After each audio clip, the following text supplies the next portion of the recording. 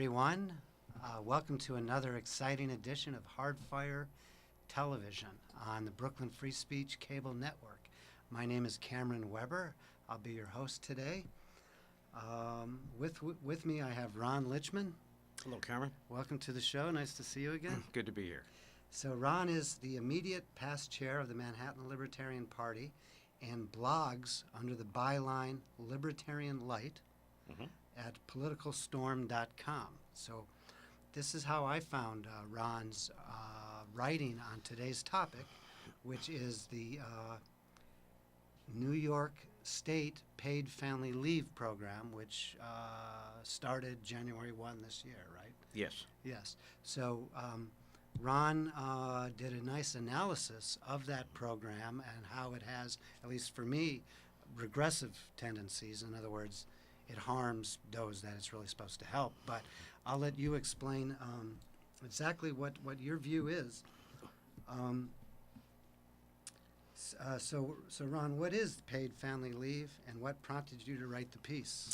What prompted me to write the piece is that I saw the posters advertising in subways early in January, which had some very lovely pictures of parents cuddling babies and caressing their elderly relatives under a headline that New Yorkers no longer have to choose between bonding, I think, and work, and was signed prominently by the state's governor. So I suspected it had some political content.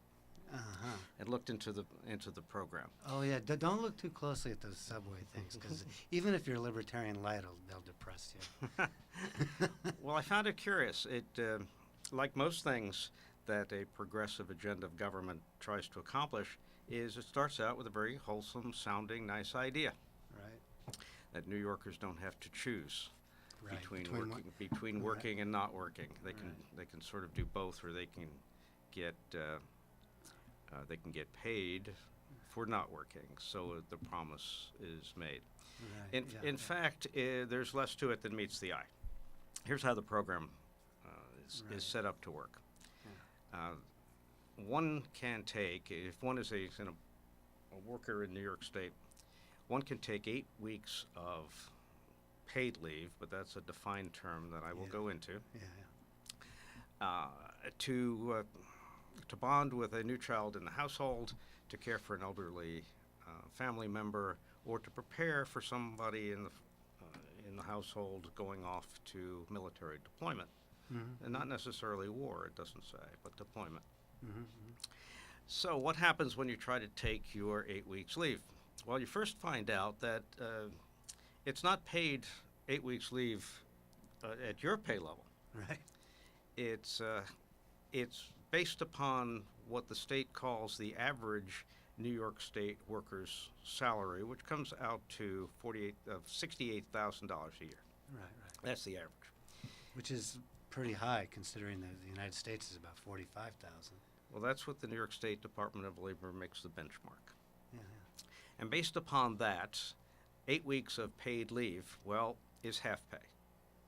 Right. So it's not... They only pay you half. They only pay half, and not half of your actual pay, but half of the average New Yorker's purported pay. So if you want to take your 8 weeks of paid leave, and if you were a $68,000 annual employee, you would become a $34,000 a year employee for 8 weeks. Right. What if you make less than 60? Let's say you make 45,000 per year.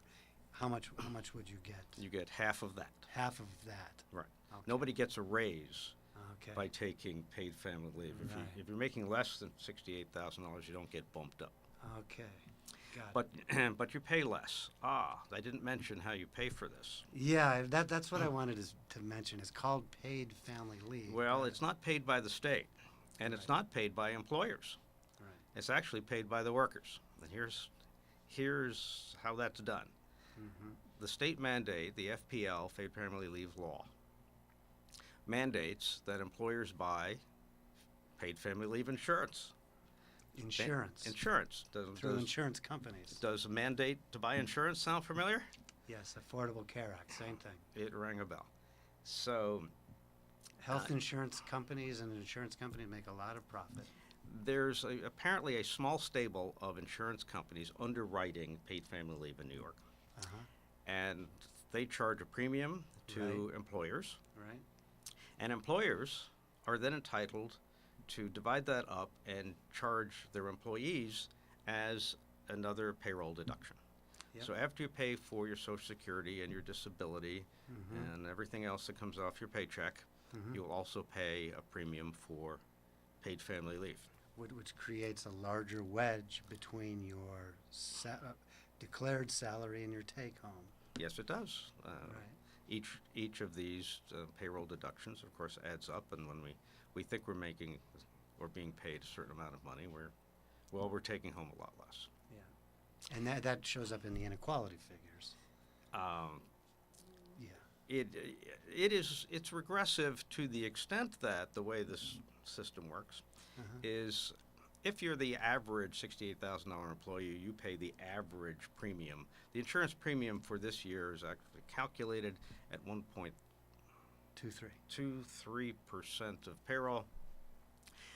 Somebody someday soon, after there's been a little experience on this, Right. should think about sending a FOIL request to this New York State Labor Department and find out Freedom of information. Yes, a Freedom of Information request, and find out how that premium was figured Right. and how the insurance companies are faring. They started collecting their insurance premiums at the beginning of the year, but there was a waiting period, Uh-huh. so nobody could take paid family leave for about 6 months. Uh-huh. So they're built up a little bit of a cushion. Right. Now, what happens when you try to take it? Well, Yeah. as we said, Yeah, you did some very good analysis if in that there's- article. Yeah. if you're a $68,000 employee and you want to take paid family leave, you have to be able to live on and make ends meet at half pay. Right. So if some people have sufficient savings, and I think in New York City is pretty low rent, and you can make it for 8 weeks on half pay, paid family leave may be available to you. I suspect that's a relatively small community of people Right. in New York. Right.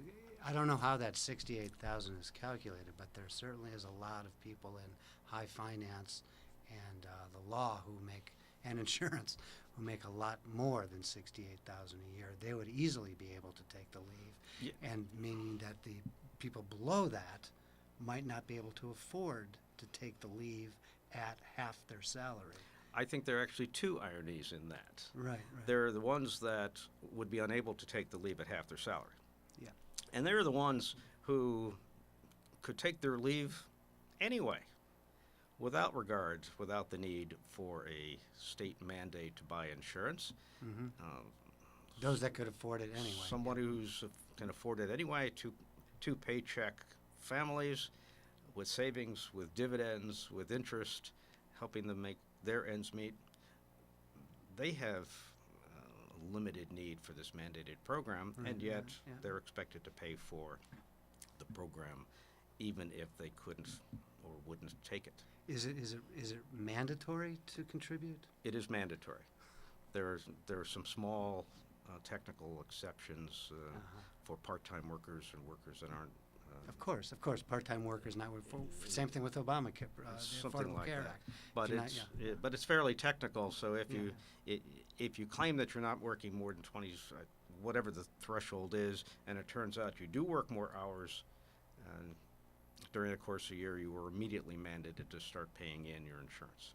So it's a guaranteed cash flow to the insurance companies under the guise of paid family leave, when in fact it's employees giving their salaries to the insurance companies at some bureaucratic set rate, which you're interested on how that rate was set in the first place. I don't know how the rate was set, but just looking at the program and doing a little bit of arithmetic, Uh-huh.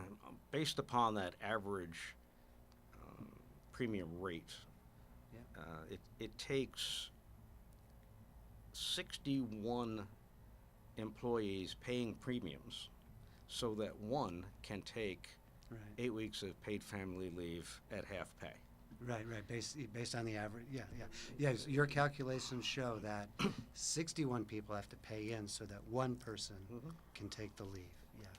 So theoretically, we might have thought to worry that if 2 people take leave, 122 of them have to be paying in, and at the end of the scale, if 1 million people were all taking leave, we would need 61 million people paying premiums, which is more than the population of New York by a number of times. So and this is where we start to get a little bit interesting. So therefore, I deduce that somebody did some actuarials and decided that collecting premiums from 61 people was sufficient to pay for the one that was going to actually take the paid family leave, so-called paid family leave out of the pool that the insurance companies collect. Yep. So, as to your description is regressive. Yeah, it seems as though it's burdening a lot of people for the benefit of a few.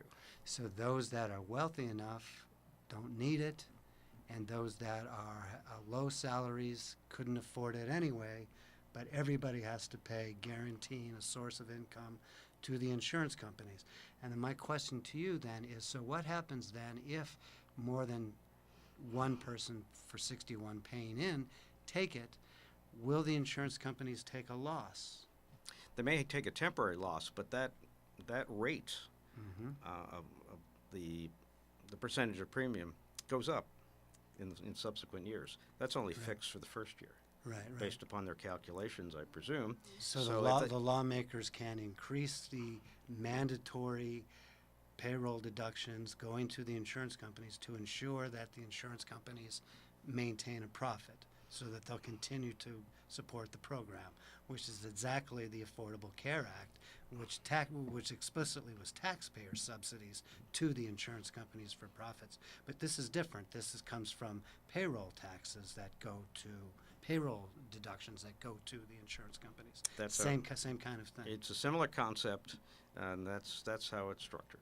Guaranteeing profits to the insurance companies. Also, bear in mind, at the low end of the scale, we are told that a $15 minimum wage is the the least of income that somebody can survive upon. And the $15 minimum wage also came into effect this year as well, yes. And so the calculation would therefore be, for somebody who's just become a $15 an hour minimum wage worker, at half pay, they have to survive on $7.50 an hour for 8 weeks, which we're told brings the wolves to the door, because that amount of money is not survivable. Right, so it's kind of a Janus face. On the one hand, the paternalistic officials are saying you need $15 an hour to live, yet if you take our mandatory paid family leave, you're only getting $7.50 an hour. So it's is that stupidity? Is that hypocrisy? Or is what is that? Do you think? Or it's just well, it seems to me that I will just say that it is indicative of the progressive type agenda that thinks of a wholesome idea. Shouldn't we do this, that, or the other thing? And then creates a bureaucracy around it that purports to be a solution to what some people think is a problem, and then creates this anomaly. Right. And of course, it removes the ability of the employer and the employee to negotiate together for the best of both parties, because it's mandatory required. And set up to fail, set up so that insurance companies, so that the mandatory payment has to go up if more people take the leave, guaranteeing more profits to the insurance companies. Yeah, I don't actually know, and I can't make the claim of what their profit margin is. Yeah. Well, they're not going to do it if it's projected to be negative. I don't suppose they will do it as a loss, even if they were not-for-profit structured as insurance companies or mutual insurance companies. Oh, yeah, they're not-for-profits, right? Yeah, you touched on that in your article as well. But not-for-profit doesn't mean one loses money. It still means you need to have at least as much at the end of the year as you did going in. Sure. Otherwise, your enterprise still won't survive. What you do with that surplus money, which between us we'll call profit, is up to the It's called a fund balance in accounting. It could a be fund balance in accounting fund balance. But I hasten to add that not-for-profit is a tax status. It's not a business strategy. And people that work for not-for-profits also receive very nice high salaries, those in the insurance industry as well. So it's not like some do-gooder not-for-profit. No. Not-for-profit does not mean charity. No. It's just tax People get paid for the work they do. The utilities companies get paid for turning the nice lights on in the room that we're here in, and Brooklyn, which may be downtown Brooklyn cable which TV. may be a not-for-profit structure. It is a not-for-profit structure. And the electricity needs to be paid, and the lights get paid, and insurance gets paid for, and all of that. So it's not a charitable enterprise just because it's a not-for-profit. Yeah, and Ron, you also mentioned that in your article that that you thought the program was designed better than other bankrupt city programs like the unfunded public pensions and health benefits. In other words, that because the cost is it's not ultimately falling on taxpayers, right? It's ultimately falls to those who are working and have salary deductions. So it's more or less paid for as you go, unlike these other bankrupt city programs, which aren't. Well, I suppose if there's some thin silver lining in this cloud, That would be it. that might be it. That ultimately It's it's not not much of a it's not silver lining. taxpayer funded. It's employee funded, including the employees who will never have the occasion to benefit from the program. Right, because they can't afford to take the leave, even though they're paying for the leave. And there's that, and Which is regressive. And then there's a large category of people who don't have new children coming into the household, Right. and don't have near relatives to be cared for, and don't go off to be deployed in the military. Who are paying for. And they're paying for people in those categories who, at least theoretically, would be eligible for the program. Those that don't fit those categories are not even eligible. Right.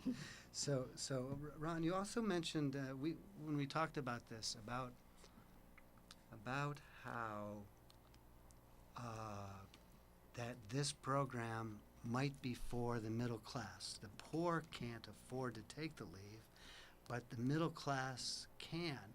And then you mentioned that we talked about rent control in the city, about how rent control is a benefit to the middle class, right? In other words, so those that have reduced rents because of rent control then can afford to take this leave, right? In other words, I mentioned that rent control actually hurts the poor because they can't find a place to live. But you mentioned that 47% of people in the city actually get rent-controlled housing, and that it's a benefit for the middle class. Well, it's a benefit for those who take it or have the opportunity to benefit from it. When one looks into the history and the development of rent regulations in the city and in the state, we had a historical program called rent control, mostly pre-war. Since then, it's been something called rent stabilization, which isn't as severe a regulatory scheme and somewhat more flexible. But it has become either by design or happenstance, it has become a benefit for a large portion of the population. And not necessarily just for the poor. And certainly not just for the poor. The actuarial, the experiential evidence is that people can make substantial amount of money and still be benefiting from rent-stabilized apartments. But that is indeed the model of the social welfare state. is benefits to the middle class, not just to the poor, because then the middle class vote for those who give That's them it. their entitlements as well. That's so when it. we hear that progressive politicians want to help the poorest of the poor, when in fact a lot of the programs go to the middle class. The poor, when I moved to New York as a student, I had to pay up front to an agency to find me a rent-stabilized apartment. I had to pay a whole month or 2 months fee to find one. The poor don't necessarily have the savings to be able to get those, to pay that agency fee to get the stabilized rental housing. So in that regard, the rent control hurts the poor because they can't afford the agency fee, which hooks them up with the rent controls. So, But I think one in such a tight competitive market may have to pay an agency fee even for uncontrolled apartments. right, yeah. So I'm not sure that is precisely the distinction between this program and that, but but it's clearly true, and I have strongly agree with you that regulating rents has created a much larger beneficiary class than the poor. But in fact, it has become in the progressives' dialogue essentially the purpose for it.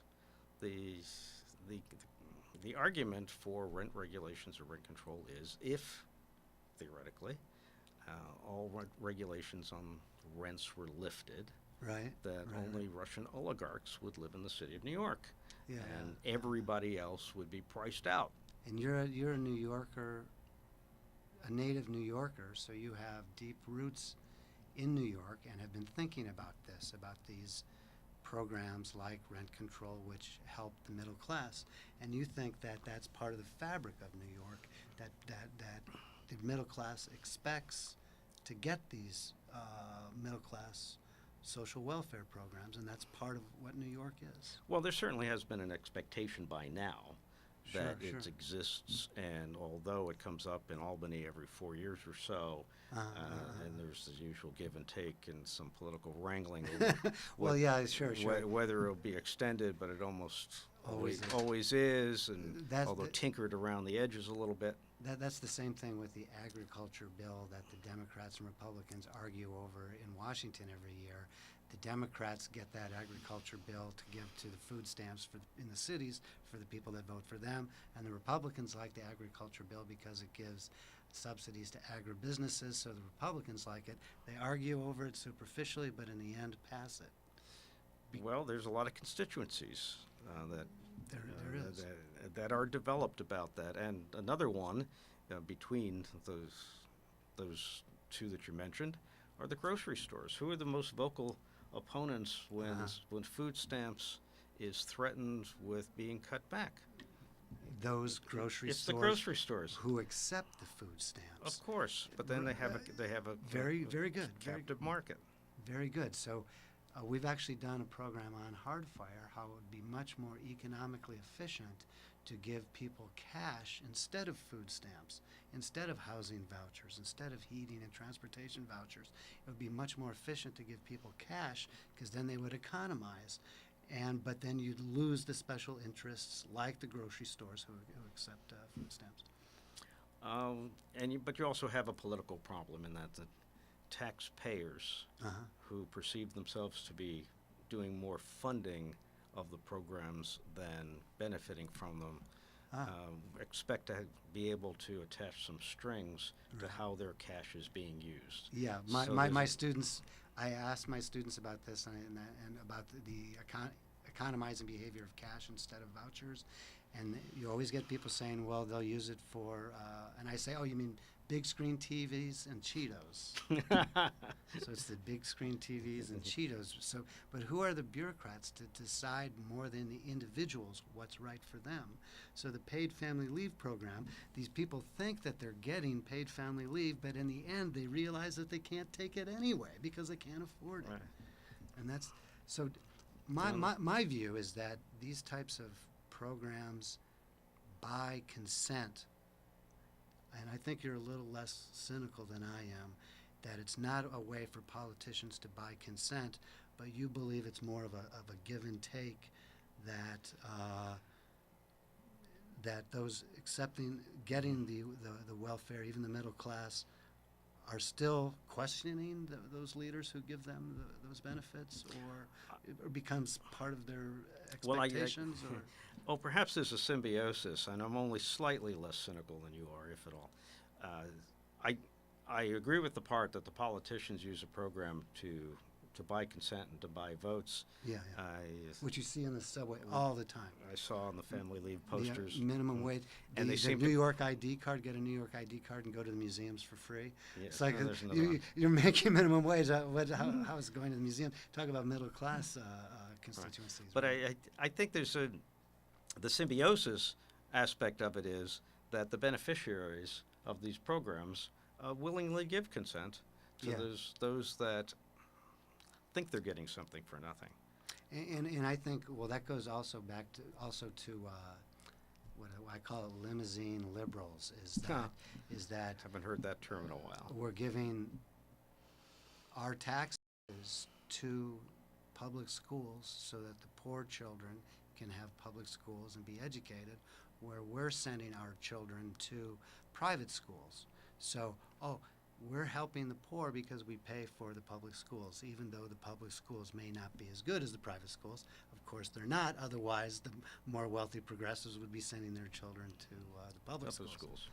So that's a utilitarian society where we've turned over ourselves to the elites, and the elites do the planning while we go through and lead our middle class lives, I guess. I don't know. That's what you think about. We could do school choice on Another a time. whole nother segment. So, and you also mentioned Social Security as a form of middle class social welfare that I would consider as a form of buying consent. But Social Security. Social Security certainly is. It's Yeah. it's well ingrained in our culture. There's been a lot of expectation about it. Programs like Social Security and rent regulations, Yeah. in theory, probably And public should- schools, I could add. But should be phased out. I'm not sure about public schools. I'll put those in a somewhat different utilitarian category. But it can't be done cold turkey because the expectations that people have yeah. relied upon it to make that Yeah. impossible. So listen, our generous director is telling us we need to wrap it up. Any last-minute thoughts you'd like to leave for our audience, Ron Litchman? Follow me on politicalstorm.com. Thank you for watching Hardfire Television on Brooklyn Free Speech Network, and we'll see you next time. Thank you. Thank you, Cameron.